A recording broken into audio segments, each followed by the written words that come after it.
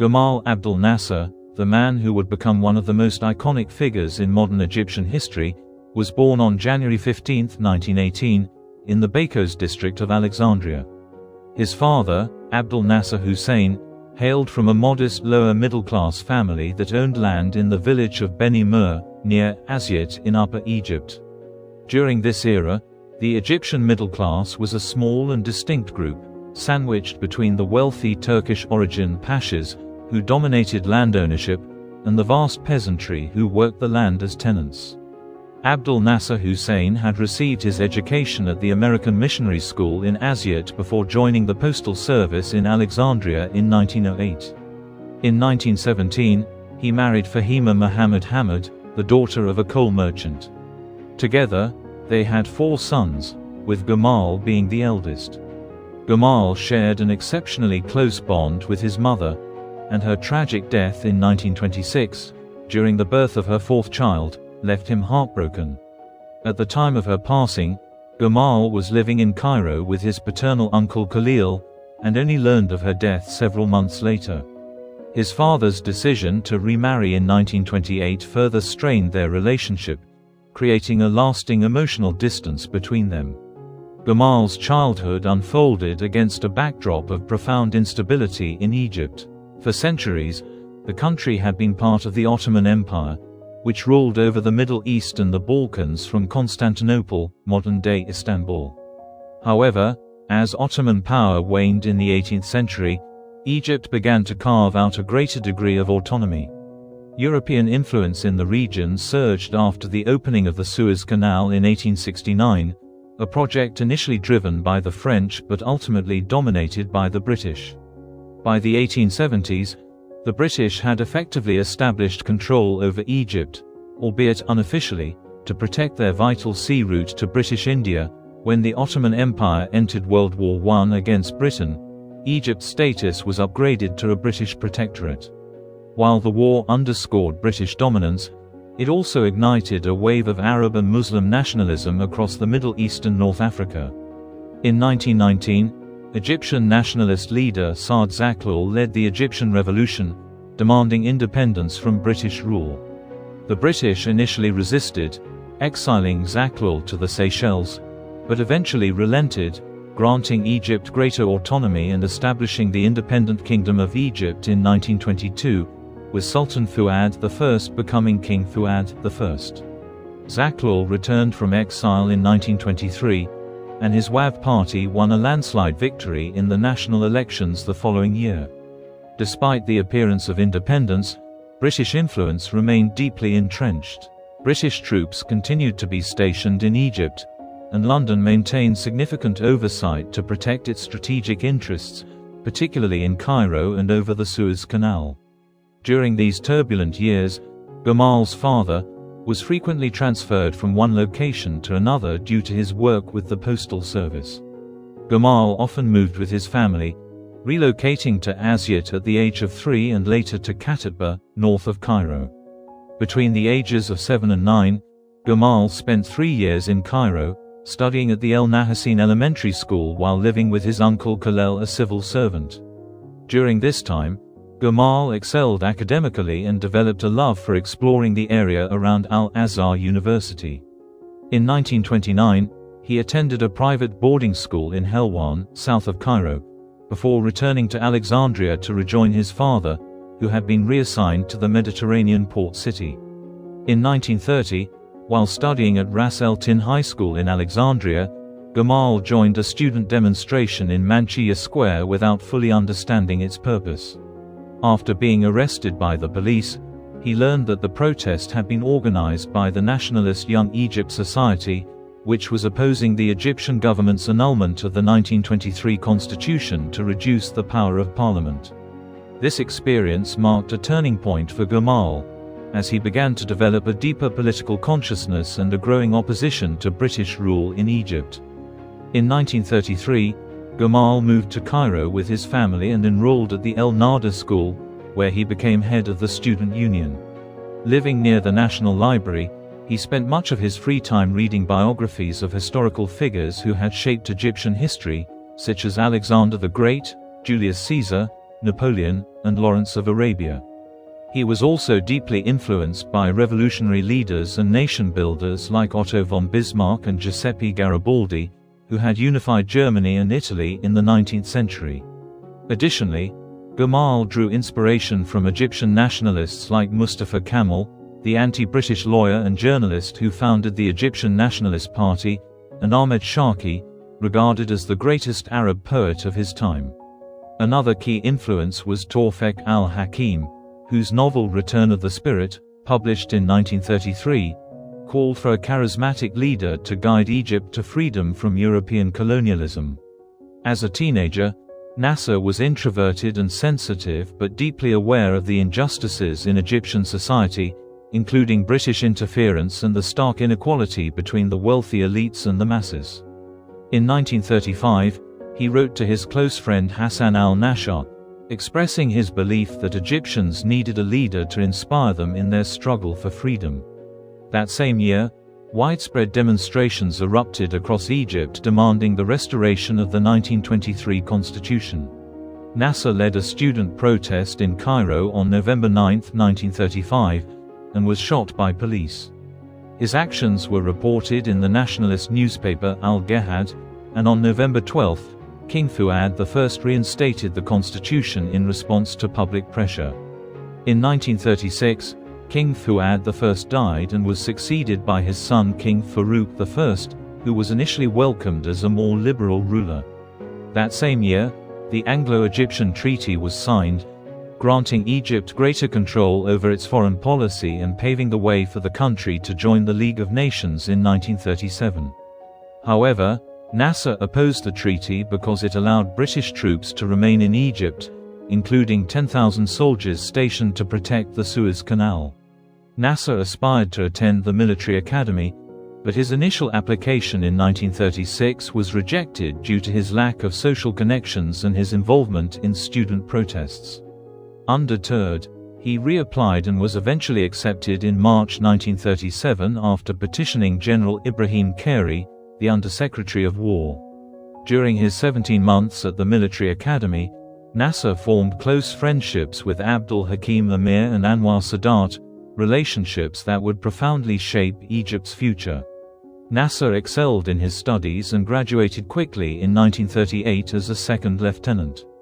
His first posting was in Mankabad, not far from his ancestral home of Beni Mur, before being sent to Khartoum in Sudan in the early 1940s, accompanied by Abdul Hakim. This posting was a result of the shifting political and military situation in Europe and its impact on Africa. World War II had broken out in September 1939, and by the summer of 1940, Italy had joined the war on the side of Germany, bringing the conflict to Africa, where Italy had colonies both to the west of Egypt and to the south in the Horn of Africa. Nasser's assignment to Sudan was part of British efforts to secure Egypt's southern border. However, with the arrival of the German Afrika Korps under Field Marshal Erwin Rommel in Libya in late 1941, Nasser was sent back north. These developments also revealed the extent of British control over Egypt, as King Farouk was exposed as little more than a puppet ruler in 1941 and 1942. This deeply troubled Nasser and other nationalist-minded officers in the Egyptian military. Anwar Sadat, Nasser's close friend, even attempted to join Rommel's forces but was arrested. These events further eroded King Farouk's popularity, while the Muslim Brotherhood and the Young Egypt movement gained traction at the expense of the WAV party, which never regained its former dominance. In late 1942, General Bernard Montgomery defeated Rommel at the Battle of El Alamein, shifting the momentum of the war in North Africa in favor of the Allies. Meanwhile, Nasser was promoted to captain and entered the Staff College, where he remained in close contact with Abdul Hakim and befriended Khalid Mohiuddin, a left-wing officer and member of the Communist Party. Both men had connections with the Muslim Brotherhood but maintained their distance due to ideological differences. In early 1943, Nasser was appointed an instructor at the military academy. On June 29, 1944, he married Tahir Muhammad Kazem, the daughter of an Iranian rug merchant, whose brother Abdul Hamid was a friend of Nasser's. Tahir was highly educated, fluent in English and French, and would become a source of stability and support for Nasser throughout his life. The couple moved into a house in the Cairo suburbs, where they would have 2 daughters, Hoda and Mona, followed by 3 sons, Khalid, Abdul Hamid, and Abdul Hakim. In 1944, the Arab League was founded with its headquarters in Cairo, aiming to promote pan-Arab goals after the war. Many Egyptians saw it as a means to finally end British rule in the country. Another pressing issue was the situation in Palestine, which had been under British supervision since the end of World War I. In November 1947, the United Nations adopted a resolution to partition British Palestine between Palestinian Arabs and the proposed Jewish state of Israel. Neighboring Arab states, including Egypt and Jordan, opposed the creation of an independent Jewish state on their borders. When Israel declared independence in May 1948, King Farouk sent the Egyptian army to intervene. Nasser served as a staff officer with the 6th Infantry Battalion during the conflict. On July 12, 1948, he was lightly wounded, and by August his brigade was trapped in the village of Al-Faluja near Gaza, surrounded by Israeli forces. Despite appeals for help, Nasser and his men held out until February 1949, when he joined the Egyptian delegation to sign a UN-brokered armistice with Israel. The agreement recognized Egypt's occupation of the Gaza Strip but fell far short of Egypt's objectives. Upon returning to Cairo in March 1949, Nasser was inspired by events in Syria, where military officer Husni al-Zaim had overthrown the government. With Amer as his ally, Nasser began recruiting officers to stage a similar coup in Egypt. This led to the formation of the Association of Free Officers in the late 1940s, with Nasser as chairman. The group included Abdul Hakim Amer, Anwar Sadat, and Khalid Mohiuddin, and its members had ties to the Muslim Brotherhood, Young Egypt, and the Communists. Given the diversity of opinions within the group, the Free Officers initially focused on ending British influence and reforming the corrupt government.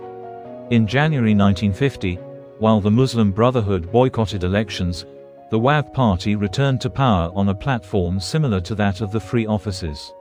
This threatened the group's purpose, but they were not yet ready to overthrow the government.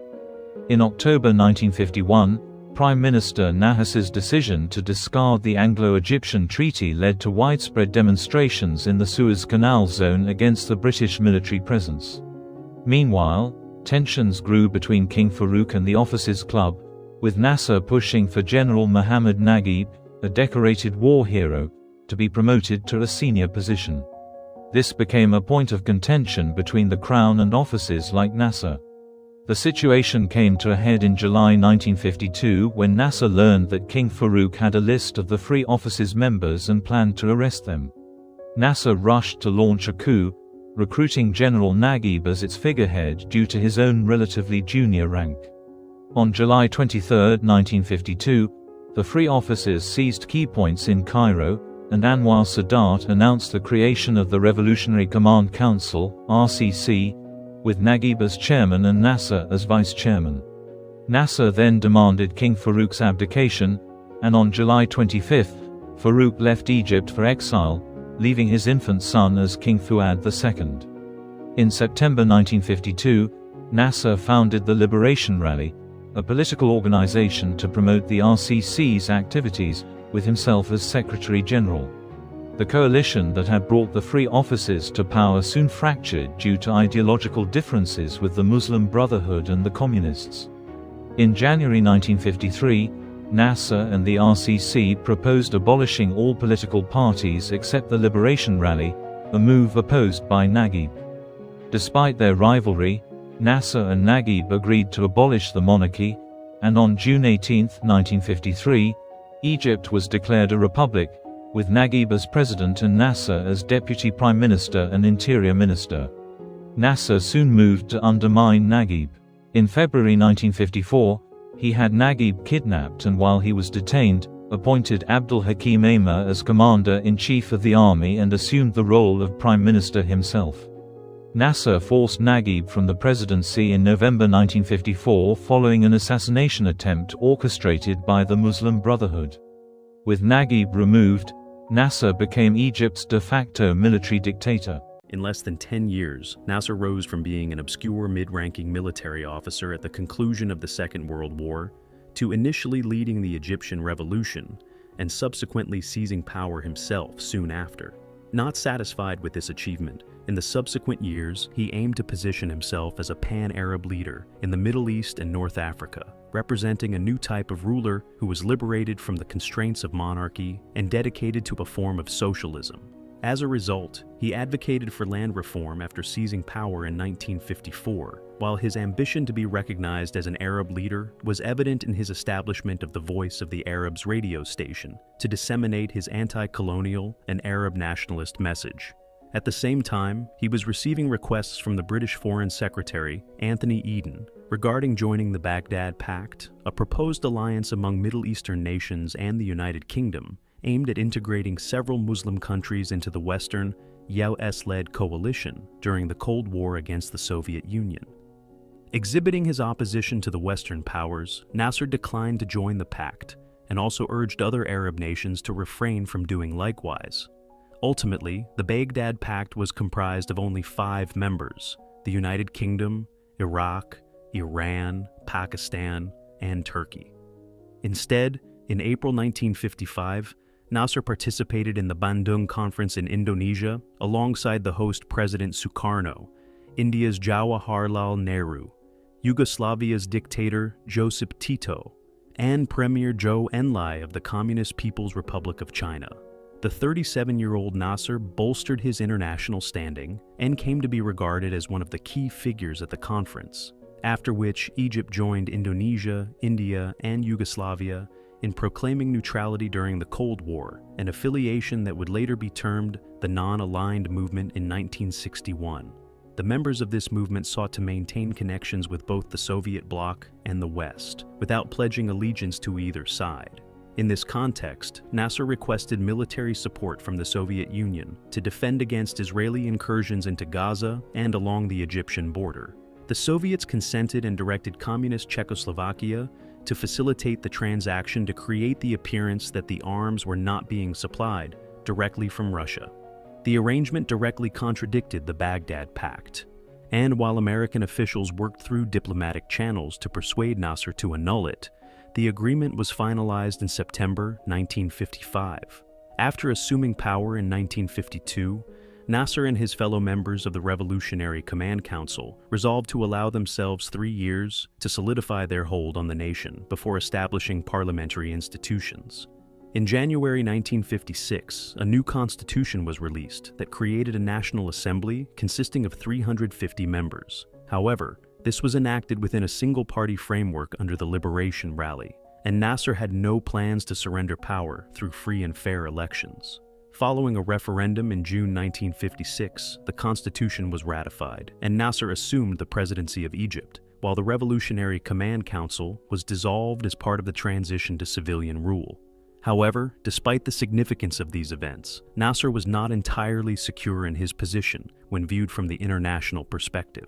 The Israelis were apprehensive about the possibility of Nasser uniting the Arabs for another conflict against Israel, while the British and French felt threatened by his anti-colonial rhetoric and support for Algerian rebels striving for independence from France, and the Americans aimed to halt his drift toward the Soviet sphere.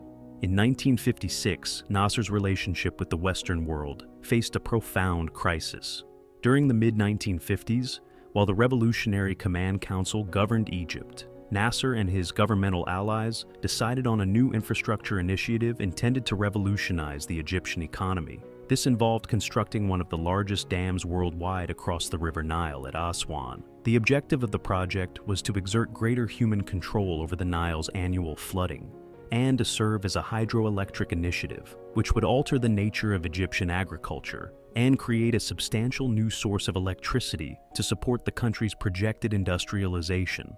The Aswan Dam project had obtained foreign financing in the mid-1950s. However, Nasser's decision to acknowledge the communist regime in China in May 1956 combined with the arms deal with the Soviet Union from the prior year and ongoing clashes with Israel along the border, prompted the U.S. to withdraw its financial support for the Aswan Initiative, a move quickly followed by Britain and the World Bank. In response, Nasser declared the nationalization of the Suez Canal Company, which was still predominantly owned and operated by British and French shareholders, in July 1956.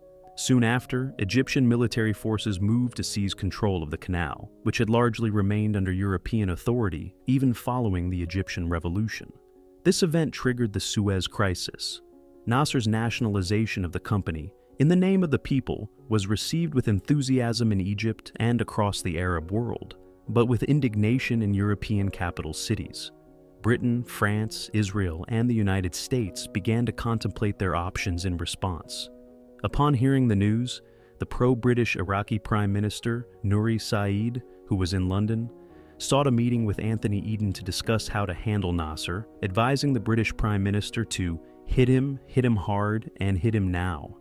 In spite of U.S. President Eisenhower's attempts to prevent war, Eden was inclined to agree with Said's viewpoint and pursued authorization from his cabinet to use military force against Nasser. He dismissed American requests to pursue international arbitration, recognizing that Nasser had the legal right to nationalize the company, yet viewing it as a direct assault on Britain's national interests and reputation.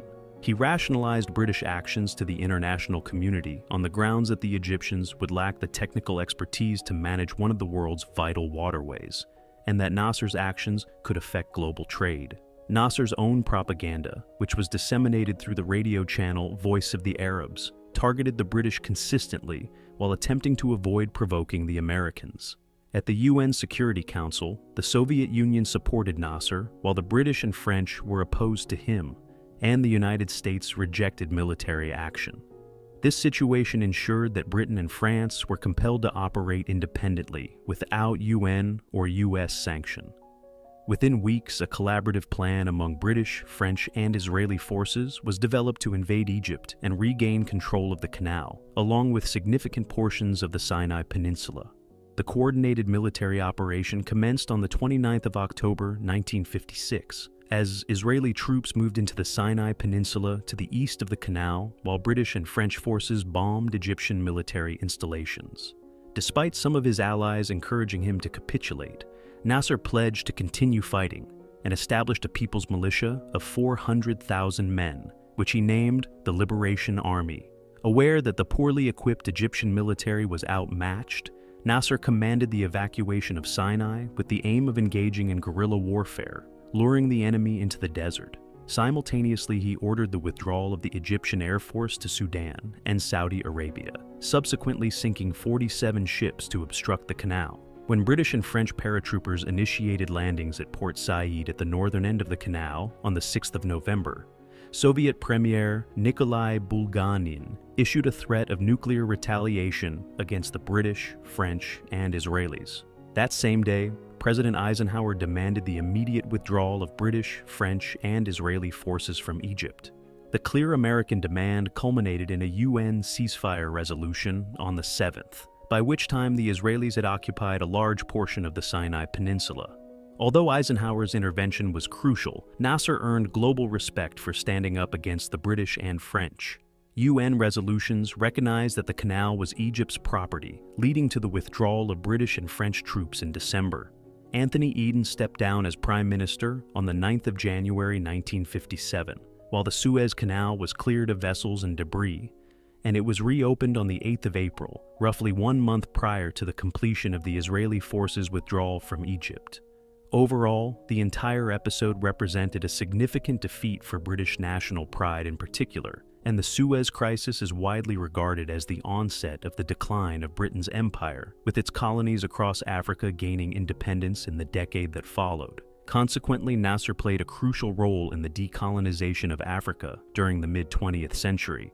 Nasser's actions during the Suez Crisis elevated him to the status of a national hero, and he leveraged his increased reputation to enact new economic reforms in the late 1950s.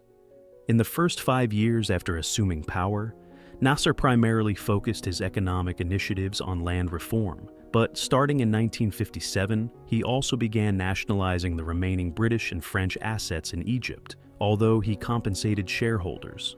While the government took over significant portions of the economy and established an economic development organization, Nasser refrained from complete nationalization for the moment, and 2/3 of Egyptian enterprises remained under private ownership. He allocated funds to agriculture and industry and accepted a $300 million loan from the Soviet Union to construct the Aswan Dam, replacing the Western financing that had been withdrawn in 1956.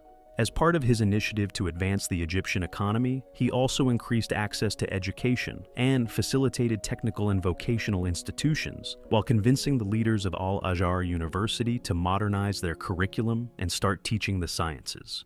Nasser's popularity reached its peak after the Suez crisis, not only domestically in Egypt, but also throughout the Middle East, though his pan-Arab nationalism raised concerns in America. Despite Eisenhower's significant involvement in the Suez crisis, the introduction of the Eisenhower Doctrine in January 1957 indicated America's commitment to preventing the spread of communism in the Middle East. Even though Nasser was not a communist, his arms agreement with Moscow and the acquisition of funding for the Aswan Dam had led many in Washington to believe he was, and the Eisenhower Doctrine was primarily aimed at isolating him by forming American alliances with King Saud of Saudi Arabia, King Hussein of Jordan, and Prime Minister al-Said of Iraq, as British influence in the Middle East transitioned to American influence following Suez. During this time, the U.S. also began efforts to support Islamist groups like the Muslim Brotherhood in Egypt to weaken Nasser. Nasser's pan-Arab strategy, which aimed to unite the Arab nations in North Africa and the Middle East for a common cause against foreign interference, encountered varied outcomes in the years that ensued.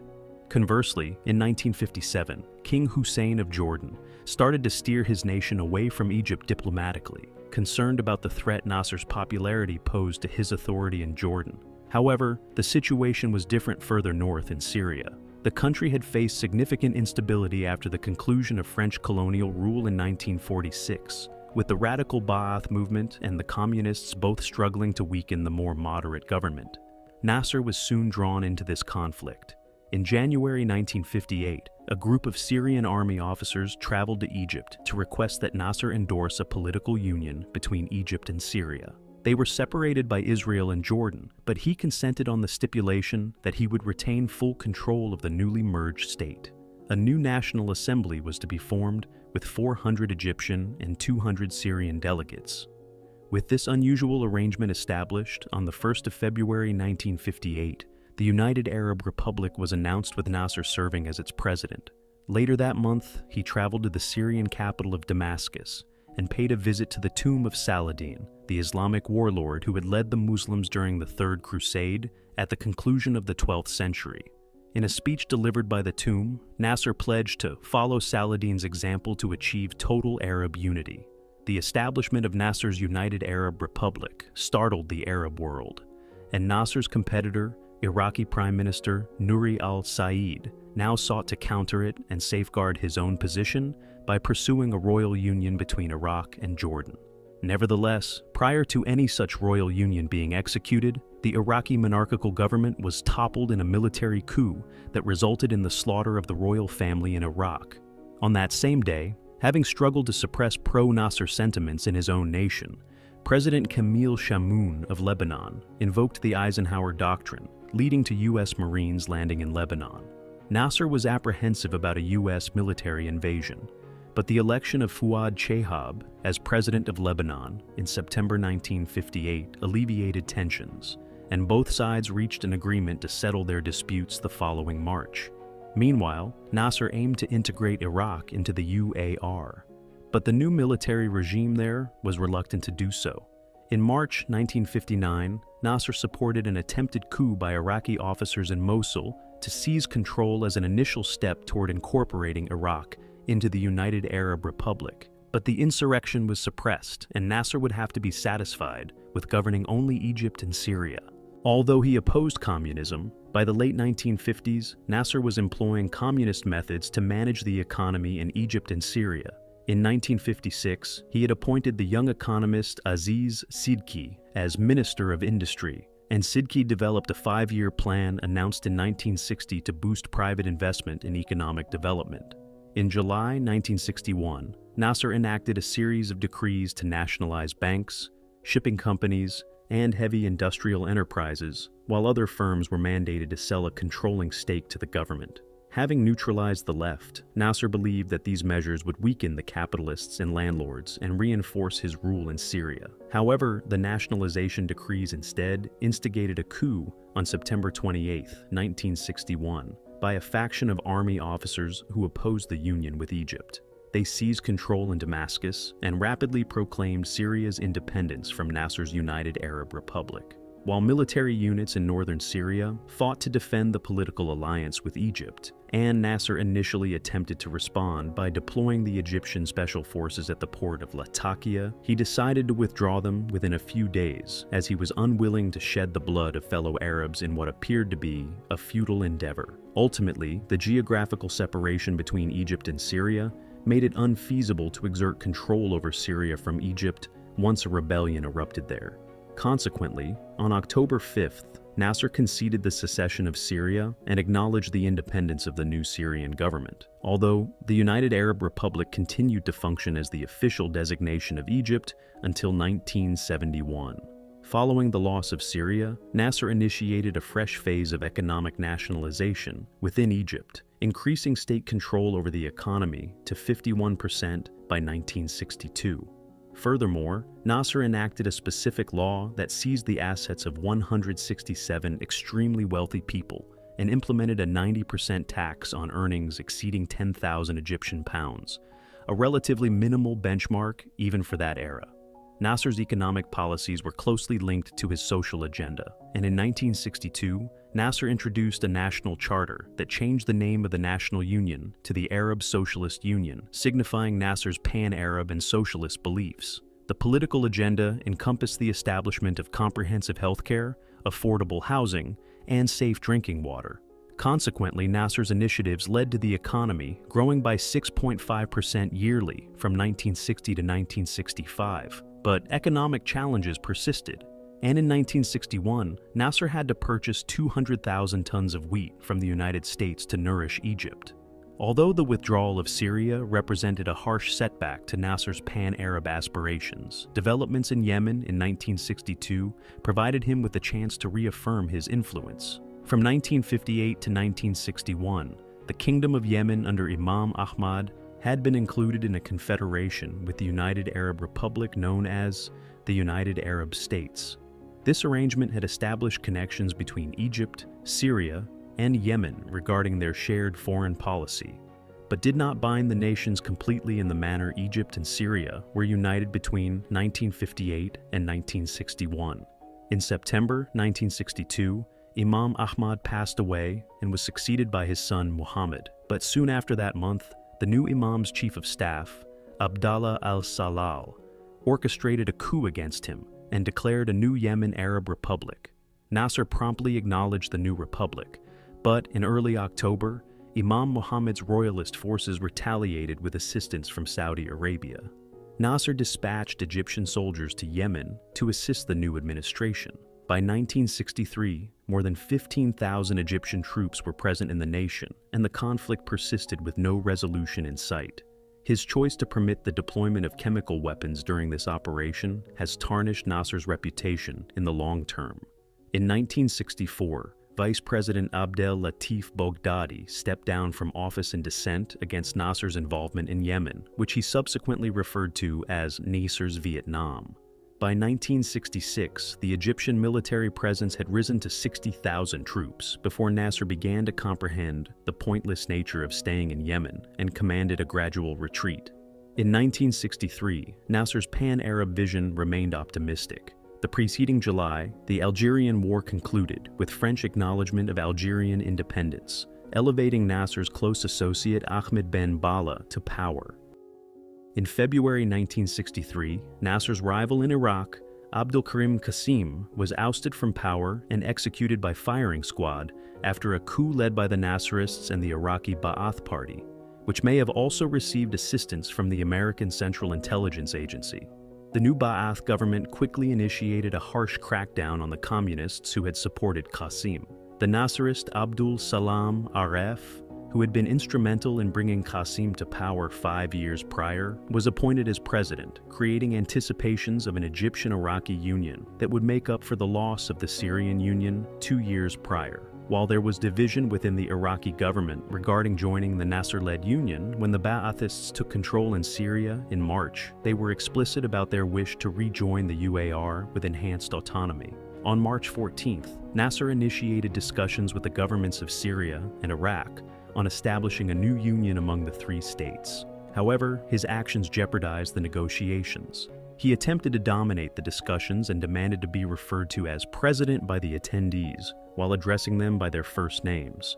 Consequently, although a loose framework for union was reached, there were hesitations in Syria and Iraq, followed by delays, and ultimately the agreement disintegrated. There would be no new United Arab Republic. Nasser's socialist economic reforms and his military involvement in Yemen undermined his political standing in Egypt, and by the mid-1960s, his rule was being increasingly challenged within his own administration. Nasser had willingly transferred command of the army to his close associate Amer. Given the opportunity, Amer had established his own political power base through his control over the army and the security agencies. To curtail Amer's influence on military personnel, in 1961, Nasser established a presidential council that was required to approve senior military appointments. In the following year, Nasser dismissed Amer as defense minister in a bid to exert greater control over the army. But completely removing him was not feasible, as he continued to be well-liked among both the officer corps and the enlisted men. As part of his strategy to strengthen his domestic position, in March 1964, Nasser adopted a new constitution that designated him as the supreme commander of the Egyptian army, with Amer serving as deputy commander. In March 1965, Nasser was re-elected for another 6-year term as president after an election in which no other candidates were permitted to participate.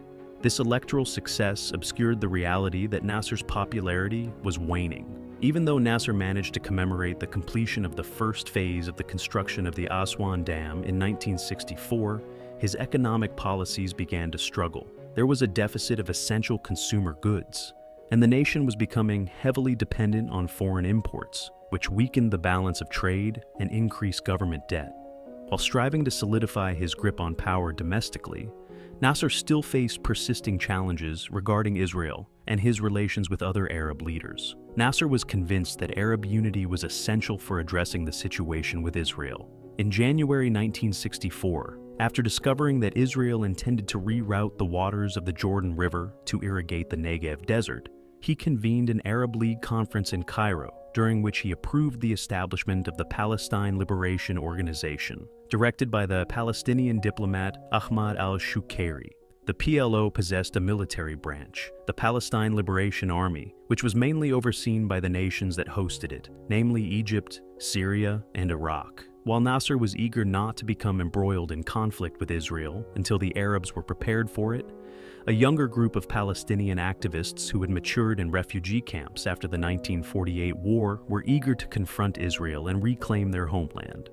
In the early 1960s, they initiated the Palestinian National Liberation Movement, commonly known as Fatah. By 1965, Fatah operatives were conducting numerous raids into Israel, yet Nasser and the Arab leaders remained wary. Following a coup in February 1966, a new Syrian administration assumed power advocating for a Palestinian liberation struggle, leading to heightened tensions between Israel and Syria. In early 1967, the Soviet Union cautioned Nasser multiple times about an imminent Israeli invasion of Syria, yet the Egyptian leader resisted the mounting demands for conflict.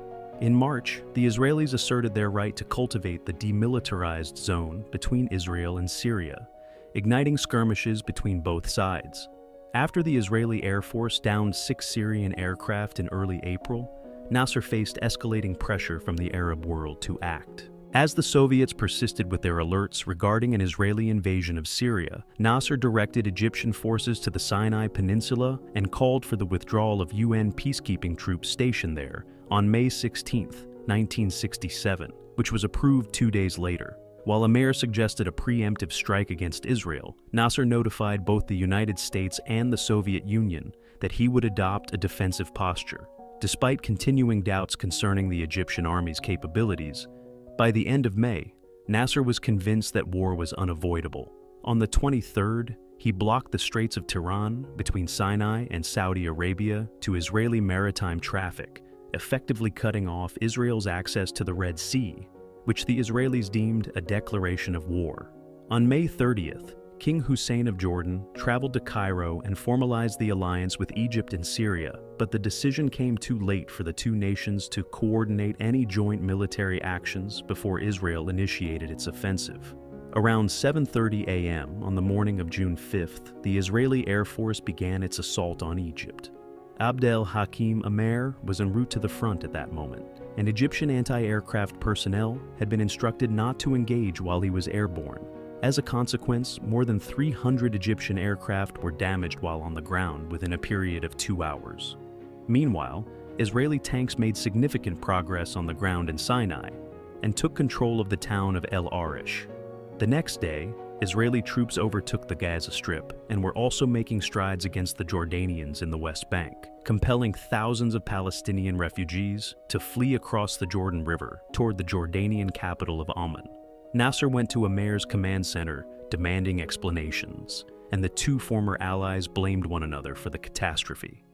Amer assured Nasser that an Egyptian counteroffensive would drive the Israelis back, but in reality, numerous Egyptian officers retreated to Cairo when confronted with the Israeli assault, enabling the Israelis to capture the Sinai Peninsula with minimal resistance. It was not until the 9th of June that Nasser understood the severity of the conflict. That evening, he spoke to the nation and acknowledged there had been a significant setback. Meanwhile, Israel launched an attack on Syria and took control of the Golan Heights. By the conclusion of the 10th of June, at the end of what is now referred to as the Six-Day War, Israeli forces had seized control of the Sinai Peninsula, the Gaza Strip, the West Bank, and the Golan Heights. During his address on the 9th of June, Nasser offered his resignation from all his political and military positions and suggested that Vice President Zakaria Mohiuddin would take over his role. Mohiuddin had not been made aware of Nasser's plans in advance and declined to do so. That night, over 2 million Egyptians flooded the streets pleading with Nasser to stay in power, prompting him to retract his resignation the next day. On the 11th of June, Nasser removed Amer from his command and appointed Chief of Staff Mohammed Fawzi in his stead. The decision sparked outrage among Amer's supporters in the army, and in late August, Nasser confronted Amer for conspiring against him. Despite Amer's denials, he and a group of 50 officers were taken into custody. While awaiting trial, Amer ingested poison and passed away on the 13th of September, 1967. Despite the rivalry and animosity between Nasser and Amer that led to the latter's tragic end, Nasser continued to refer to the deceased commander as the person closest to me. Sentimental factors aside, in early 1968, Nasser persisted in clearing the army of Amer's sympathizers and reorganized his cabinet by dismissing military officials and appointing civilians in their places. While Nasser vowed further democratization and liberalization, he concentrated more authority in his control than ever before. As Nasser solidified his power domestically, the conflict with Israel was not officially resolved, and the Sinai continued under Israeli rule. In late August 1967, Nasser participated in the Arab League summit in the Sudanese capital of Khartoum, where he was eclipsed by King Faisal of Saudi Arabia. On the 1st of September, the leaders reached a consensus on the Khartoum Resolution, which declared, "No peace with Israel, no negotiation with Israel, no acknowledgement of Israel." Nasser also consented to a ceasefire in the northern Yemen civil war, enabling him to withdraw his forces. In November, Nasser backed UN Security Council Resolution 242, which demanded Israeli withdrawal from the territory seized during the Six-Day War. The Soviet Union offered Nasser military assistance to aid in the restoration of the Egyptian army. For the rest of his presidency, Nasser aligned with the communists in opposition to the United States in his foreign policy, and in January 1968, he permitted the Soviets to establish 3 naval bases on Egyptian territory. Meanwhile, the PLO and the Fatah movement led by the rising leader Yasser Arafat, relocated to the border town of Karameh in Jordan and started conducting guerrilla attacks across the river to the West Bank against Israel. On March 21, 1968, Israeli forces launched a significant assault on the Palestinians in an attempt to dismantle the camps and capture Arafat. The Palestinians fought fiercely at Karameh and were subsequently bolstered by the Jordanian army, which compelled the Israelis to retreat. The Israelis incurred severe losses, with nearly 30 killed and about 70 wounded. While Palestinian fatalities exceeded 100, the battle represented a win for the Arab forces and helped restore some of the damaged Arab pride following the catastrophic defeat in the Six-Day War.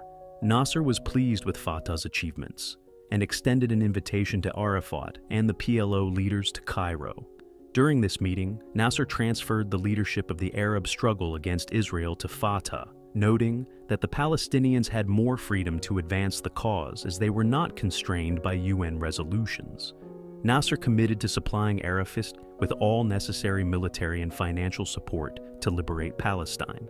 But when Arafat was unable to specify how long this would take, Nasser proposed a peace compromise involving a Palestinian state encompassing the West Bank and the Gaza Strip, referred to as the two-state solution. Israel had refused to relinquish its gains from the Six-Day War, and in January 1968, Nasser initiated a war of attrition by targeting Israeli positions on the eastern bank of the Suez Canal in a bid to reclaim the Sinai Peninsula. The Israelis retaliated by assaulting Egyptian cities located on the canal's western bank. These persistent conflicts instigated concerns in both the United States and the Soviet Union that they might become involved in the war. And late in 1969, the two superpowers began to take measures to encourage Egypt and Israel to conclude the border skirmishes before they escalated into a new extensive war. U.S. Secretary of State William Rogers devised a plan anchored in Resolution 242, which advocated for an immediate ceasefire while cautioning the Israelis that if they declined, they could not count on continued U.S. support. Despite Israel's dismissal of the Rogers Plan, Nasser accepted the proposal in June 1970, and in August, a ceasefire was established, with the Israelis remaining in place in Sinai. Nasser soon breached the agreement by deploying Soviet surface-to-air missile systems to the west bank of the Suez Canal. While Nasser and King Hussein of Jordan endorsed the Rogers Plan, the PLO opposed it, viewing it as an act of treachery by the Egyptian leader. In retaliation, the Palestinians worked to undermine King Hussein's authority in Jordan. The most significant demonstration occurred in early September 1970 when the Popular Front of the Liberation of Palestine orchestrated the hijacking of 4 commercial aircraft and compelled them to land at Dawson Field near Amman. After the passengers were evacuated, the PFLP detonated the planes and made demands for an exchange of Palestinian prisoners in Israel and Europe in return for the hostages from the aircraft. Although Nasser succeeded in negotiating an agreement following the hijackings, on the 16th of September, the Jordanian army launched an attack against the PLO in an effort to eliminate the organization. The Syrians became further involved in the ensuing days, and at this critical point, Nasser dispatched an Arab League delegation to persuade Arafat to agree to a ceasefire. He convened an emergency meeting of the Arab League in Cairo for the 27th of September. During a tense meeting, Hussein and Arafat exchanged insults, yet ultimately signed an agreement that allowed the Jordanians to regain control of vital cities, while Hussein consented to appoint a Palestinian as prime minister. The strained meeting between the Arab leaders adversely affected Nasser's health. A heavy smoker throughout his adult life, who had been diagnosed with diabetes in his late 30s, Nasser had been unwell for some time. His health deteriorated further in the wake of traumatic events, including the disintegration of the Union with Syria, defeat in the 6 Days War, and his power struggle with Emir.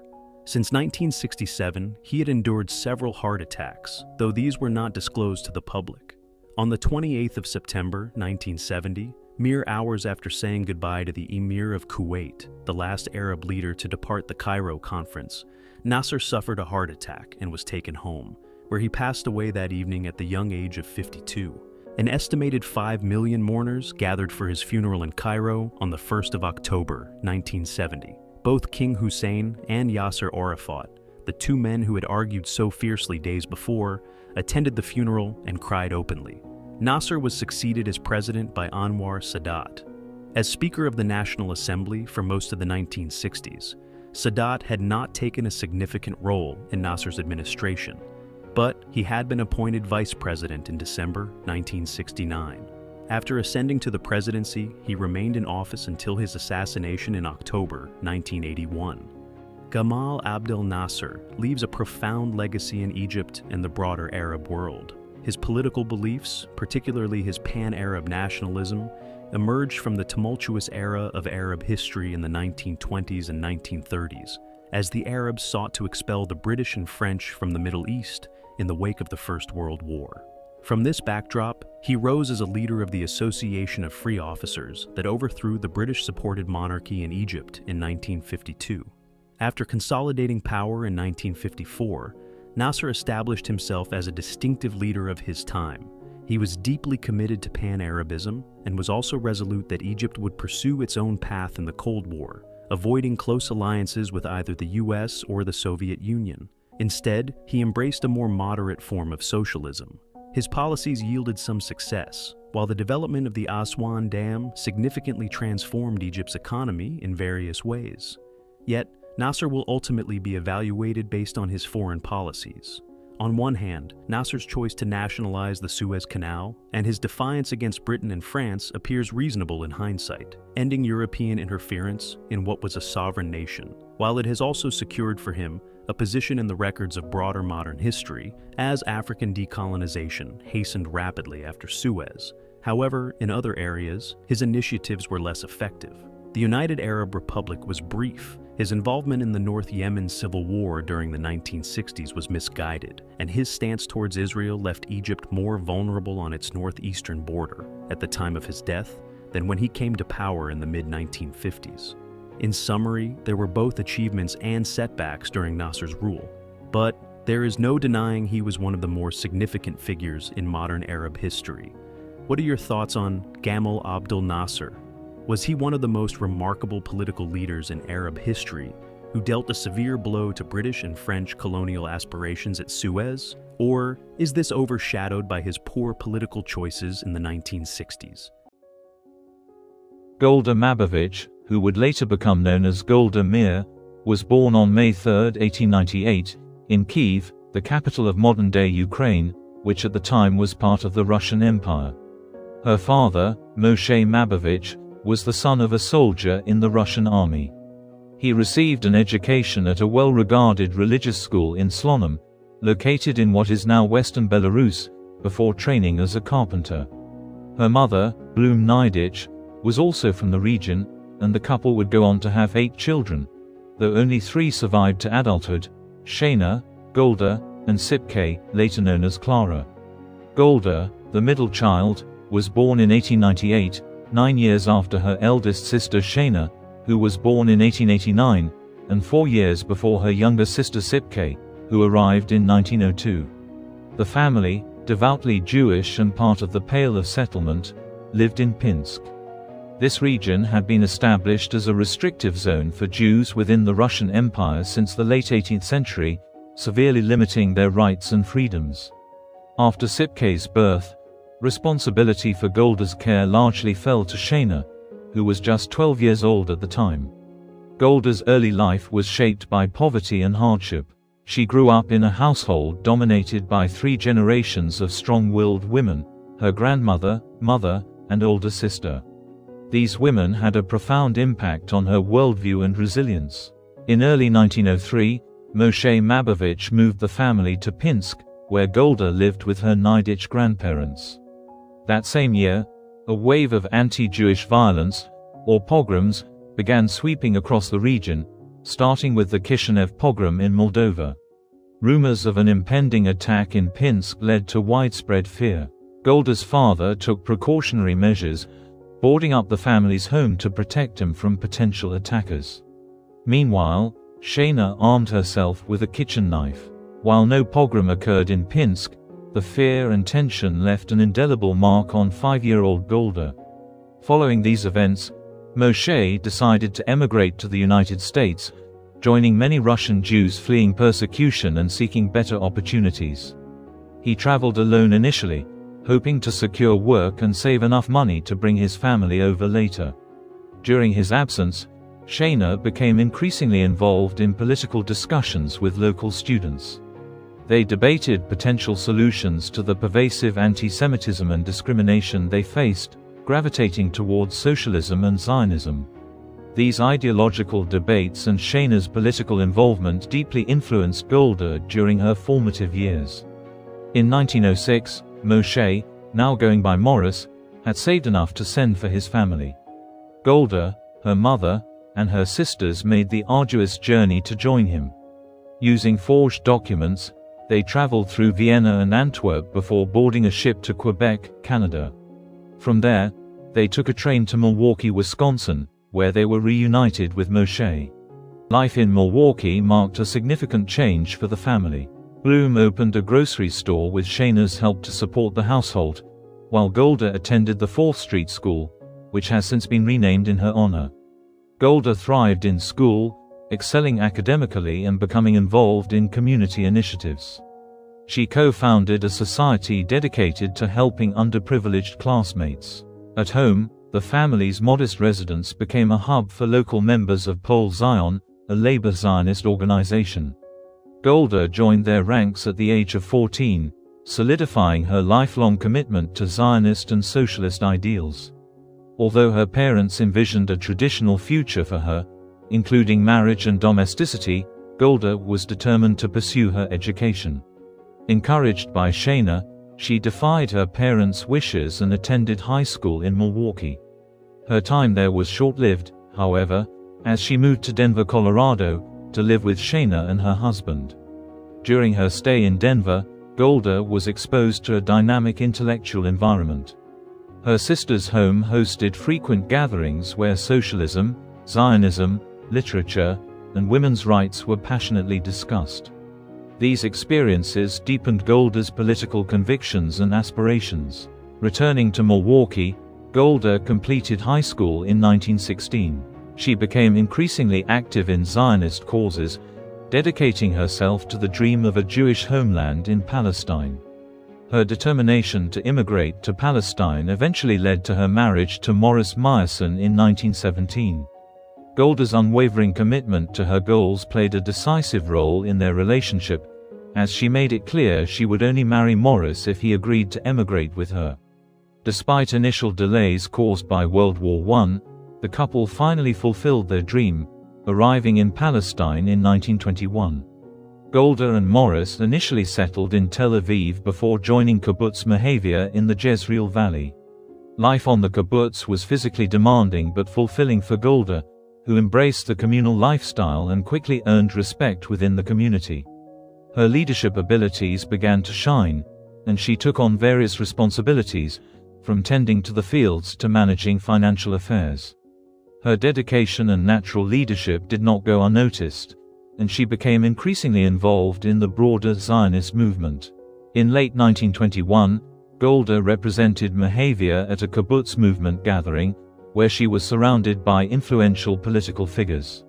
Among them were David Ben-Gurion, the Secretary General of the Histadrut, the General Federation of Labor, and leader of the Ardat Ha-Avoda, Unity of Labor, Party. Also present were Berl Katznelson, a key intellectual in the labor Zionist movement, and Levi Eshkol, leader of the Degania Bet Kibbutz.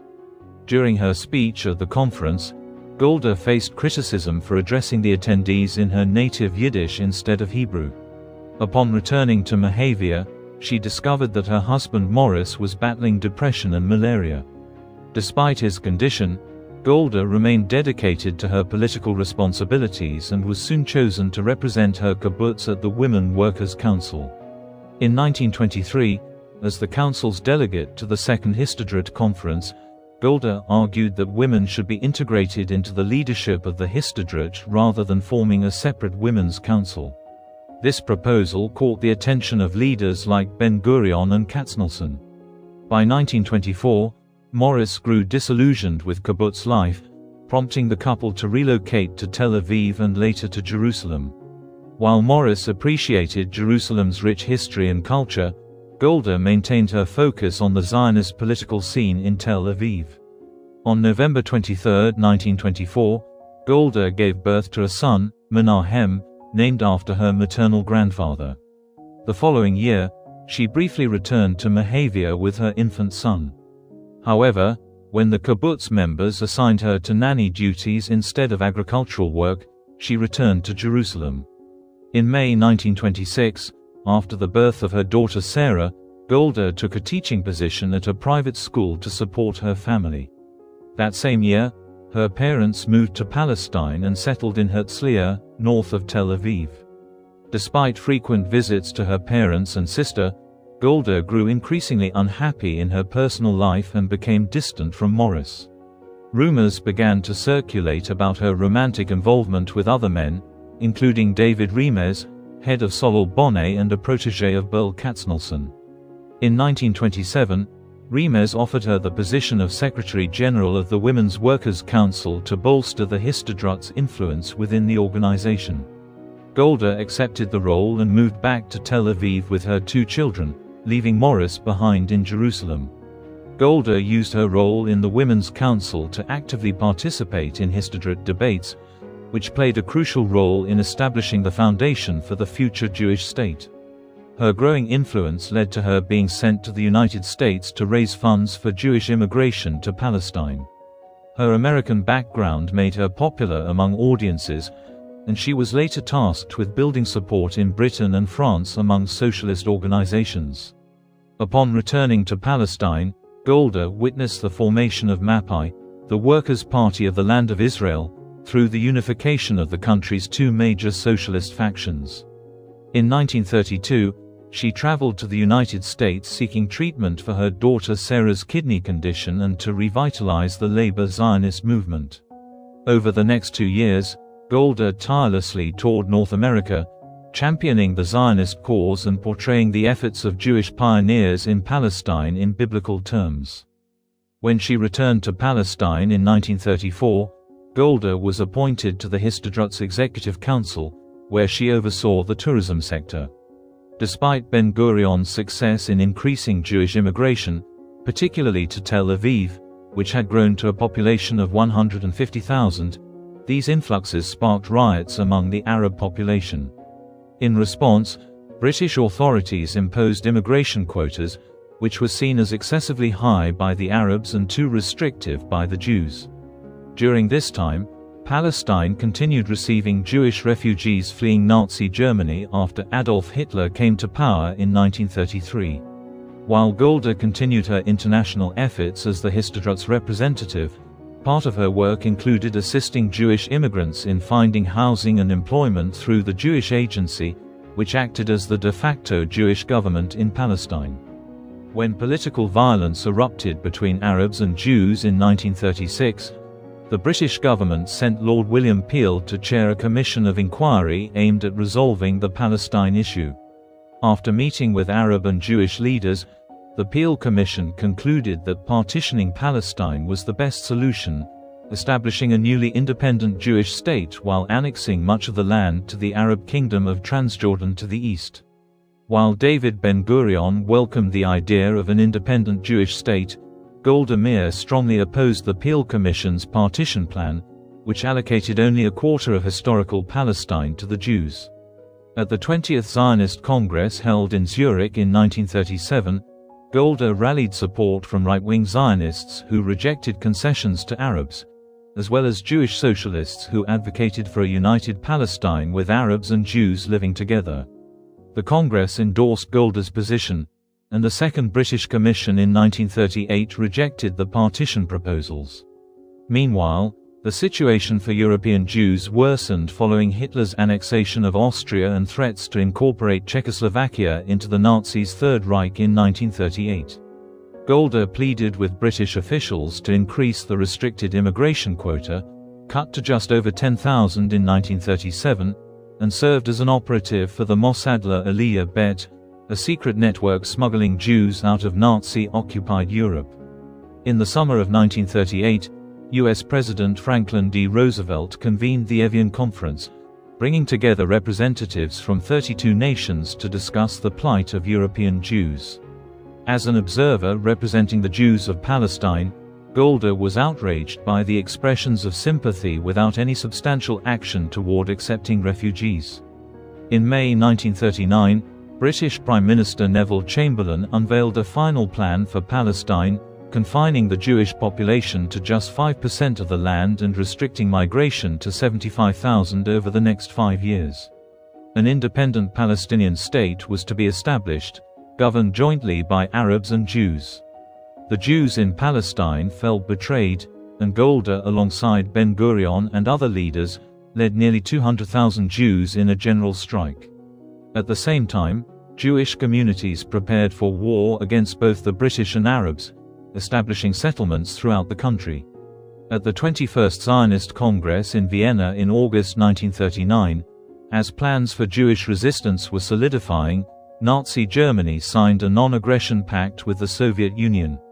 On September 1, Hitler invaded Poland, a country with 4 million Jews, sparking the outbreak of the Second World War after Britain and France declared war on Germany. Golda, like many Jewish leaders, faced the difficult position of encouraging Jews to join the British Army while secretly smuggling refugees into Palestine. As one of the senior leaders of the Jewish community, she served on the British War Economic Advisory Council, helping to enforce wartime rationing among Jews, and led the Histrada's political department, resolving labor disputes. While the British sought to crack down on Jewish immigration into Palestine, Nazi forces continued to advance across Europe, occupying large parts of Belarus and Ukraine. By 1942, German and Italian forces threatened to invade Egypt and Palestine. When rumors reached Palestine that the Nazis were exterminating Polish Jews in gas chambers, Golda believed them and worked to raise funds for those under Nazi occupation. Following the Warsaw Ghetto Uprising in 1943, she offered the Haganah's support to British secret agents working behind enemy lines. After General Bernard Montgomery's victory at the Second Battle of El Alamein in late 1942, Palestine was no longer at risk of German invasion, though the war in Europe continued until May 1945 with the Nazi surrender. Following the liberation of over 600,000 Jews from concentration camps, Golda and her colleagues sought to find a new home for them in Palestine. Zionists were buoyed by the British Labour Party's victory in July 1945, as the party consistently supported a Jewish state in Palestine. However, when Prime Minister Clement Attlee and Foreign Secretary Ernest Bevin sought to uphold conservative policies, the Jews felt betrayed again. Golda endorsed violent resistance, leading to a civil war between Jewish fighters and British authorities. The US was more sympathetic to the Zionists, and in early 1946, the British agreed to form an Anglo-American commission. On March 25, Golda addressed the commission, describing the persecution and terror Jews faced in Europe and advocating for an independent Jewish homeland. The commission recommended 100,000 visas for Jews, but the British refused, intensifying the conflict. After the British crackdown on the Jewish agency leadership, Golda became head of its political department in June 1946. While she struggled to balance her opposition to terrorism and her determination to resist British rule, in February 1947, the Attlee government referred the Palestine question to the United Nations. In September, the UN Special Committee on Palestine proposed partition, with Jerusalem under international jurisdiction. The Zionists accepted these proposals, though most Arab neighbors rejected them. When King Abdullah of Transjordan proposed secret negotiations with Palestinian Jews, Golda was appointed as a female envoy. Abdullah was surprised by Golda's stance, as he hoped to annex Arab Palestine, but Golda supported Jewish statehood. In late November 1947, the UN General Assembly passed a resolution endorsing partition, with Golda holding the fort in Jerusalem while her colleagues advocated for it in New York. Following Arab attacks on Jewish settlements, Golda took charge of Jerusalem's defense, exposing herself to danger while crossing Arab-held territories. In January 1948, she returned to the US to lead a fundraising campaign for the Haganah, raising over $50 million by February. In March, she returned to Jerusalem, where she helped Ben-Gurion break the siege of the city. Although disappointed not to be appointed to Israel's new administration, Golda met King Abdul again in Amman in May 1948. She rejected his suggestion of waiting for full independence, and on May 14, 1948, Ben-Gurion declared the establishment of the State of Israel. Among those signing the Declaration of Independence was Golda Meir, who had been in Palestine for 27 years, gradually rising to leadership alongside Ben-Gurion. After raising another $75 million for Israel, Golda was appointed Israel's ambassador to the Soviet Union in 1949. While the Soviet Union supported Israel, their backing was primarily motivated by a desire to expel the British from the Middle East. Golda struggled to gain support from the Soviet Union and faced increasing crackdowns on Jews in the Soviet Union. In January 1949, she marked Rosh Hashanah at Moscow's synagogue, where thousands of Jews acclaimed her, demonstrating support for Israel. By February 1949, Golda returned to Israel to serve as Minister of Labor, responsible for housing and employment for the arriving Jewish refugees. In the Knesset, she announced plans to build 30,000 new homes. Despite requests for funding for the Israeli military and social welfare, American Jews agreed to support the construction project by purchasing bonds that were guaranteed by the Israeli government. Upon her return to Israel, she suggested an ambitious infrastructure construction initiative to address the unemployment issue, which included restoring roads that had been damaged during the recent conflict. In 1950, she went back to America in search of $15 billion over the next 15 years through government bonds. Once home, she continued to promote Jewish immigration to Israel despite the strains placed on the current state infrastructure. While she worked to advance the Israeli economy, in May 1951, Golda learned that her husband Morris had passed away from a heart attack. Weeks later, her political mentor and trusted advisor, David Remez, also died. Putting these personal hardships aside, Golda dedicated herself to working 19 hours each day to establish a social democratic nation in Israel. In January 1952, she introduced a national insurance program to offer financial assistance to women, children, and the elderly. In spite of opposition from Finance Minister Levi Eshkol, the Minister of Labor succeeded in the proposal. In 1953, she managed to pass a law instituting national service for women in hospitals and schools, although it angered the ultra-Orthodox Jewish community.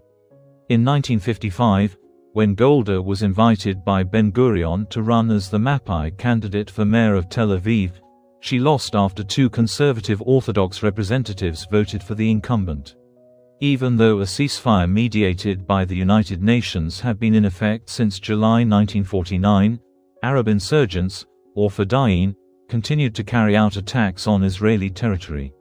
Feeling exasperated by the ongoing incursions, in October 1953, Moshe Dayan, the aggressive chief of operations of the Israeli Defense Forces, dispatched a group of elite troops led by Ariel Sharon to mount a retaliatory strike on the Fedayeen stronghold of Kibbutz in Jordan, resulting in the deaths of 69 civilians. The event led to a series of conflicts between Ben-Gurion and his foreign minister Moshe Sharet, who condemned the excessive use of force by the Israeli Defense Forces. Throughout the power struggle, Ben-Gurion stepped down from the premiership in January 1954 and was succeeded by Sharet, but by late 1955, Ben-Gurion had returned to the position and aimed to strengthen his power. In June 1956, shortly after adopting the Hebrew surname Meir, Golda succeeded Sharet as the Minister of Foreign Affairs, representing Israel on the global stage. In July 1956, Egyptian leader Gamal Abdel Nasser declared the nationalization of the Suez Canal, posing a threat to British and French economic interests. When the British and French extended an invitation to Israel to participate in a scheme to militarily take control of the canal, Ben-Gurion eagerly accepted the opportunity, harboring resentment towards Nasser for blocking the canal to Israeli shipping and allowing Palestinian Fedayeen to launch attacks on Israel from Egyptian territory. While Meir participated in the discussions, Moshe Dayan and Shimon Peres from the Ministry of Defense conducted much of the dialogue. The three parties formulated a strategy for Israel to invade Egypt, while Britain and France would intervene under the guise of acting as peacekeepers while achieving their genuine motives for taking control of the canal. The operation commenced on 29 October 1956, and in just 4 days, Israeli forces captured the Gaza Strip and all of the Sinai Peninsula, located to the east of the canal.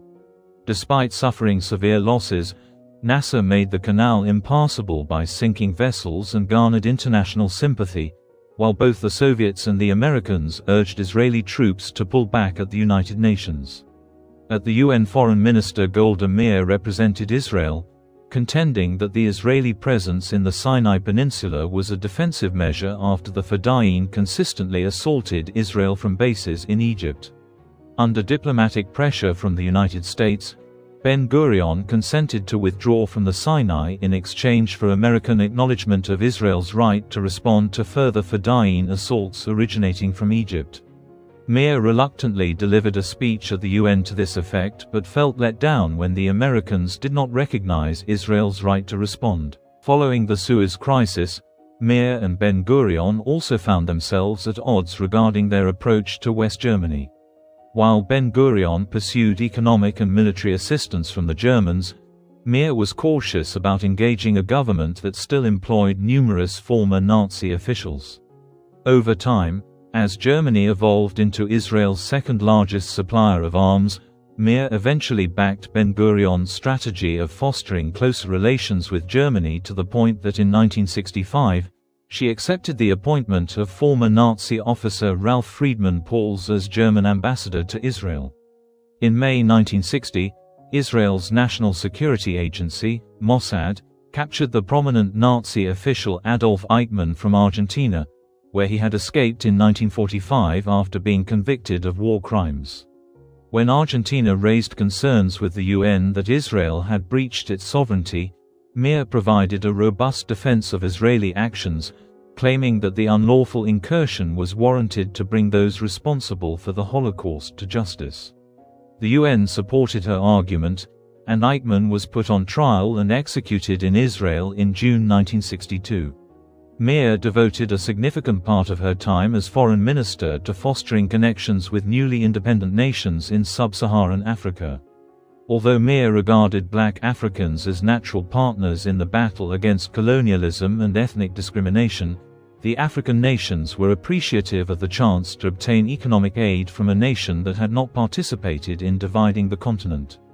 Meir assisted President Kwame Nkrumah of Ghana in setting up a state shipping business. Israeli construction firms oversaw a public works initiative in Nigeria, and after the Belgians departed the Congo in 1962, she sent Israeli army doctors to help with the lack of medical professionals. While Ben-Gurion was doubtful about his foreign minister's efforts in Africa, Meir defended her initiatives as a way to diminish Arab influence in the area. Meir's focus on Africa was further motivated by a belief that Ben-Gurion perceived diplomacy mainly as a tool for acquiring weapons and depended on officials in the defense ministry, which he managed, to steer his relationships with the world's prominent powers. Not only did Meir view individuals like Dayan and Peres as unnecessarily aggressive, but she also worried that they would stray from the prevailing labor Zionist principles. When Ben-Gurion tried to promote Dayan and Peres to the cabinet in the late 1950s, Meir opposed alongside two seasoned Mapai leaders, Education Minister Zalman Aran and Trade Minister Pinhas Sapir. A lengthy and complicated contention arose between Ben-Gurion and the older guard led by Meir during the early part of the 1960s. Ben-Gurion aimed to initiate a public inquiry regarding the actions of Pinhas Lavin, who was defense minister from 1954 to 1955. Lavin had faced allegations of approving a false flag operation to bomb numerous civilian sites in Egypt, but he denied any awareness and claimed Peres was the person at fault. After being compelled to resign, Lavin sought to vindicate his reputation. When Ben-Gurion suggested a comprehensive judicial inquiry, Meir and the majority of the Mapai leaders objected, appalled at the idea of a leadership conflict unfolding in public. Ben-Gurion stepped down from the premiership in June 1963 and was succeeded by Levi Eshkol, but continued to demand a public probe into the Lavan affair, criticizing his successor in the process. Even though she was in her mid-60s and had recently received a lymphoma diagnosis, Meir spearheaded the effort to obstruct Ben-Gurion from staging a political return. When a terminally ill Moshe Sharet criticized Ben-Gurion for undermining national unity in the Knesset in February 1965, Meir leaned forward and kissed him before launching her own attack on the former prime minister. Ben-Gurion retaliated by establishing a new party, Rafi, which secured 10 seats in the Knesset elections in November. In the meantime, Meir had forged an alliance with the pro-Soviet version of Ardat Ha-Avoda, which had broken away from Mapai in 1944, which garnered a total of 45 seats, driving the final nail into Ben-Gurion's political coffin. After her political triumph, Meir resigned as foreign minister in January 1966 and announced her plan to retire due to health issues. She maintained significant political influence, and within weeks, was invited to take on the role of Secretary General of Mapai, a position she accepted to pursue the unification of the moderate socialist parties into one unified Labour Party. While Eshkol held the title of Prime Minister, Meir was the most powerful political figure in the nation. As the Israeli government worked to recover from the harsh political conflicts of the previous decade, tensions were rising along the Egyptian-Israeli border. On 16 May 1967, in reaction to inaccurate Soviet intelligence suggesting an impending Israeli attack, Nasser demanded the withdrawal of the UN peacekeeping force stationed on the Egyptian-Israeli border since the Suez crisis, intending to replace them with Egyptian troops. Eshkol's government faced challenges in handling the crisis, while conservative opposition leader Menahem Begin allied with Dayan, demanding that Ben-Gurion lead a government of national unity. Eshkol and Meir opposed these efforts but had to consent to a national unity government with Dayan serving as Minister of Defense. On the morning of 5 June, Dayan instructed the Israeli Air Force to take action, and within a few hours, over 300 Egyptian aircraft were destroyed on the ground. Over the span of 6 days, Israeli forces regained control of the Gaza Strip and the Sinai Peninsula and captured the Golan Heights from Syria, Egypt's ally, while East Jerusalem and the West Bank were taken from Jordan. This time, the Israelis were resolute in their refusal to heed UN calls to withdraw their occupation forces. Back in Israel, Meir persisted in her efforts to unite the moderate left, leading to the formation of the Israeli Labour Party in January 1968 after the merger of Mapai, Rafi, and Ardat. After serving as the inaugural General Secretary of the United Party, Meir resigned in August 1968, seemingly determined to retire permanently. To thwart Dayan's aspirations to become Eshkol's successor, Meir appointed former Ardat leader Yigal Allon as Eshkol's deputy prime minister. With Allon and Dayan disputing in the background over the West Bank, Eshkol suffered a heart attack in late 1968 and passed away at the end of February 1969.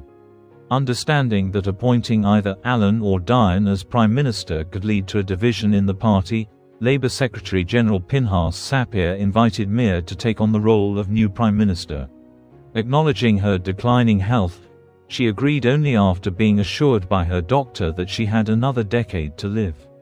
Although Dayan and Allon enjoyed significantly greater popularity among the populace, on March 7, the Labour Party's Central Committee voted unanimously in support of Meir, who officially took office on the 17th.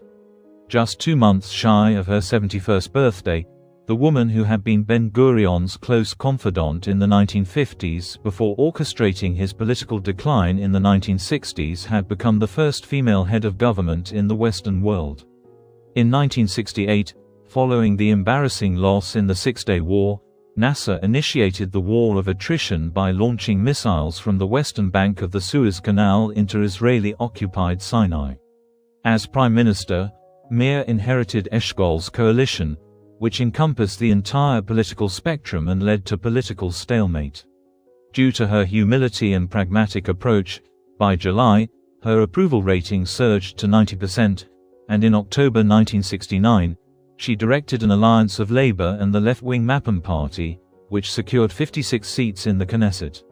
Despite her socialist inclinations, she found it challenging to navigate the labor conflicts that plagued the nation. While the Israeli economy was projected to grow by 35% from 1969 to 1973, workers' wages did not keep pace with inflation, and all labor unions in the nation were managed by the state through Histadrut. Meir was reluctant to allow Histadrut any level of autonomy from the state, and the Labor Federation disintegrated within 10 years. Her loyalty to socialist ideals of collectivism eroded her backing among the younger liberal individualist segment of society. In March 1971, Meir encountered a public uprising in Jerusalem led by the Black Panthers, a group named after the American civil rights organization, to protest against discrimination faced by Jews from North Africa and the Middle East, who lived at a lesser standard than those of Eastern European descent. The Panthers were frustrated by the fact that the Israeli administration was predominantly comprised of Eastern European Jews, and Meir had previously remarked that Jews who did not speak Yiddish were not authentic Jews. While suppressing the Panthers, Meir sought to defend Eastern European Jews by asserting that they had endured greater hardship and discrimination than other Jews and charged the Panthers with being unpatriotic. The protests persisted throughout the summer, during which the Panthers demanded Meir's resignation and burned her effigy. Despite her earlier opposition to Ben-Gurion on the same topic, Meir now maintained that defense expenditure was crucial and the government could not afford advancements in social welfare.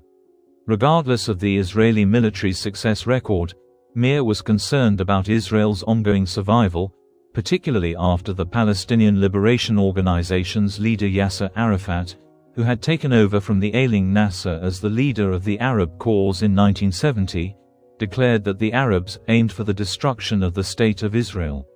Although Meir sought to negotiate a diplomatic resolution with her Arab neighbors, they refused to engage in discussions unless the Israelis first withdrew to their pre-1967 boundaries. Naturally, Meir was unwilling to relinquish her bargaining advantages even before talks had commenced. Disenchanted by the UN peace process, the Americans and Soviets worked to formulate a solution for the Middle East. Neither superpower desired for the Cold War to escalate, and US President Richard Nixon was eager to enhance relations with the Soviets. Meir perceived that these peace initiatives would not yield significant results as long as the Arabs remained resolved to eliminate Israel from the global map. In December 1969, Nixon's Secretary of State William Rogers revealed a peace plan based on Israeli withdrawal from all occupied territories in exchange for an Egyptian assurance of non-belligerency. Meir opposed Rogers' ambiguous proposals and directed her ambassador to Washington, Yitzhak Rabin, to rally the American Jewish lobby against it. The Israeli rejection was accompanied by bombing raids into the Egyptian interior, prompting the Soviets to boost their arms shipments to Egypt. By the end of July 1970, Meir hesitantly accepted Rogers' proposal for a 90-day ceasefire along with UN mediation, yet her confidence in the Americans was shaken when Israeli intelligence revealed that Nasser had exploited the ceasefire to position a Soviet anti-aircraft missile system on the western bank of the Suez Canal. When urged to display more flexibility, accusing the Americans especially of compromising Jewish security for their diplomatic interests. As she took her resolute stance, she allied more closely with her defense minister and former adversary, Moshe Dayan. The Prime Minister admitted her lack of knowledge in military matters and depended on advice from the well-liked general, while the defense minister valued the political skills of Israel's matriarch.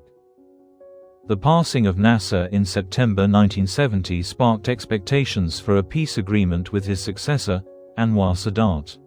While Sadat persisted in demanding Israeli withdrawal from all occupied territories, Meir proposed a partial retreat from the eastern bank of the Suez Canal.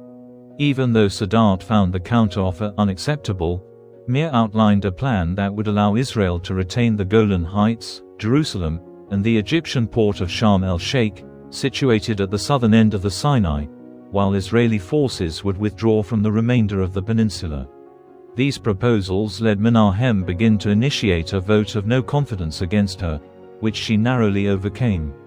Meir's strategies for the West Bank and the Gaza Strip lacked clarity, but she was willing to relinquish these lands to the Arabs, preferably to Jordan, as she believed Israel's security was best maintained with a Jewish majority state rather than absorbing more than 1 million Arabs from the occupied regions. Reluctant to disturb the fragile political equilibrium within the nation before the Arabs were serious about negotiations, Meir upheld the status quo, allowing Dayan and the Ministry of Defense to manage the West Bank.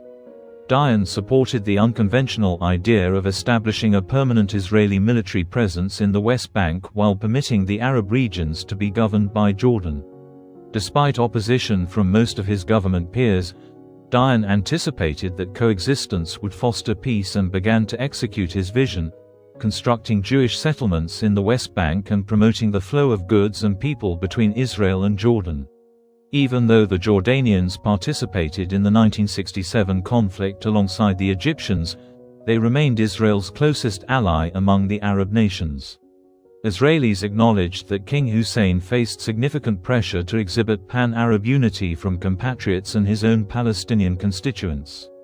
Hussein also wanted to escape the fate of his grandfather, King Abdullah, whom Meir had encountered just before Israeli independence and who was assassinated by a Palestinian in 1951. On September 6, 1970, Palestinian Fedayeen seized 4 commercial aircraft and landed them at Dawson's Field, a Jordanian airbase, demanding the release of Fedayeen prisoners. After freeing most of the hostages, the Palestinians retained the Jewish prisoners and destroyed the vacant aircraft on September 12. Jordan plunged into civil war on September 17, when Hussein commanded loyal troops to subdue the Fedayeen in his capital of Amman, prompting Syrian intervention in support of the Palestinians. Upon receiving a cry for assistance from Hussein, Meir instructed the Israeli Air Force to fly over the Syrian troops as a show of strength, which combined with a successful Jordanian counteroffensive, halted the Syrian advance. Days before his death, Nasser facilitated a tentative peace agreement between Jordan and Palestine.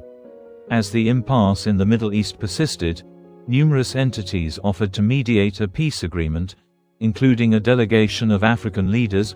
Meir had lost faith in any significant peace with the Arabs, a sentiment that was reinforced on the morning of September 5, 1972, when the Palestinian Fedayeen group Black September abducted 11 Israeli athletes during the Munich Olympics. With 2 Israelis already dead, the Fedayeen threatened to execute the rest unless Israel released more than 200 Arab prisoners.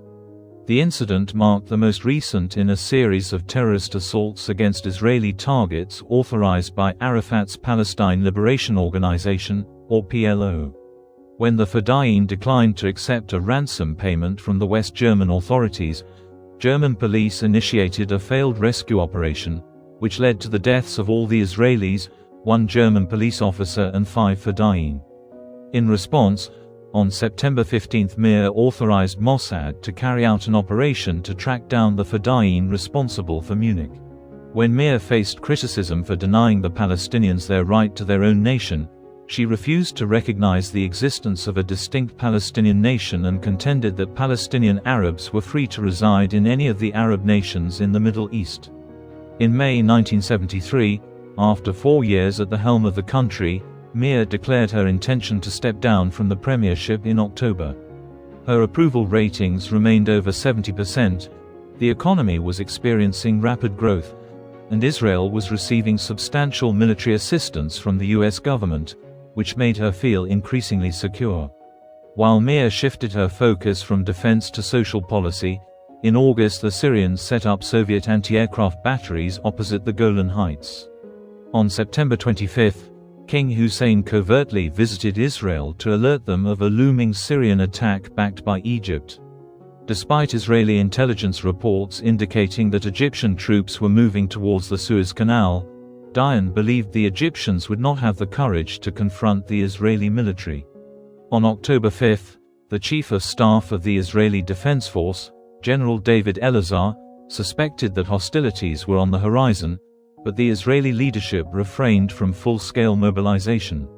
On the morning of October 6, the day of Yom Kippur, the most significant holiday on the Jewish religious calendar, Meir met with Elazar and Dayan. Although she opted against launching a pre-emptive airstrike that could threaten American diplomatic support, she consented to full mobilization over Dayan's objections. The invasion commenced that afternoon, but the Israeli leadership was confident that they would replicate their earlier successes against the Arabs. They were taken aback to receive reports of Egyptians conducting coordinated attacks on Israeli targets along the canal in the south, while Syrian tanks advanced towards the Golan Heights. The Israeli air dominance that had secured the Six-Day War was undermined by the Egyptian and Syrian anti-aircraft defenses. While a frantic Dayan suggested relinquishing the Golan for a more defensible position, Elazar remained hopeful that he could withstand the enemy assaults long enough to mobilize his reserves. When a disheartened Dayan supplied his resignation, Meir refused, but she took private charge of the war effort, developing plans for a counteroffensive alongside her senior officials. As the Israeli reserves took to the field, the tide of war began to turn at the cost of heavy casualties. By the third day of the war, the Syrians were falling back in the north, while Elazar's costly counterattack in the south halted the Egyptian advance. After recapturing the Golan Heights, Meir authorized the Israeli Defense Force to advance on the Syrian capital of Damascus on October 11. On October 14, Israeli tanks defeated an Egyptian assault in the Sinai, allowing Israeli troops to cross the canal on the 15th. When the Soviets and Americans proposed a ceasefire and direct negotiations between Egypt and Israel, Meir was initially inclined to reject the terms, as the Israeli Defense Force was poised to surround and eliminate the Egyptian Third Army in the Sinai. After learning that Sadat had accepted the proposals, Meir met U.S. Secretary of State Henry Kissinger to finalize the details of a ceasefire on October 22. After an Egyptian attempt to break out of the encirclement, fighting resumed until a second ceasefire was agreed upon on October 25, with the Egyptian Third Army completely trapped. While the Israelis had managed to pull off a victory, 2,600 soldiers had perished in the process, and instead of celebrating, the Israeli people blamed the initial setbacks on Meir and Dayan. Though she accepted her responsibility for the debacle, Meir traveled to the United States to discuss peace proposals with Kissinger and President Nixon. In late-night discussions with Kissinger, Meir adamantly refused to break the encirclement of the Third Army without a prisoner exchange.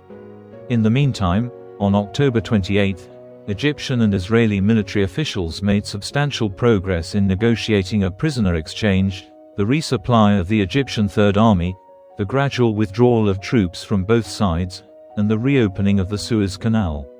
The agreement was finalized when Kissinger visited the Middle East the following week. As a result of the war, the Knesset elections scheduled for October 31 were postponed to December 31. Despite her previous commitment to resign, Meir hoped to keep the Labour Party united while denying power to Begin's Likud party.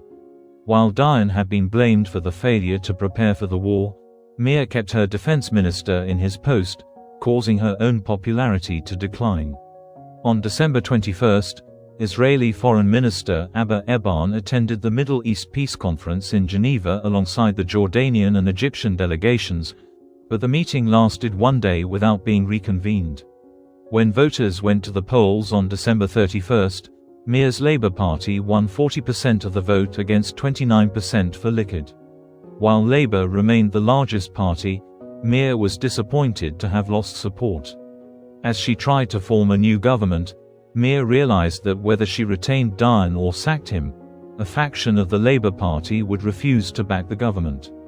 On April 11, she resigned as party leader, throwing her support behind Yitzhak Rabin, who narrowly emerged as the party's choice.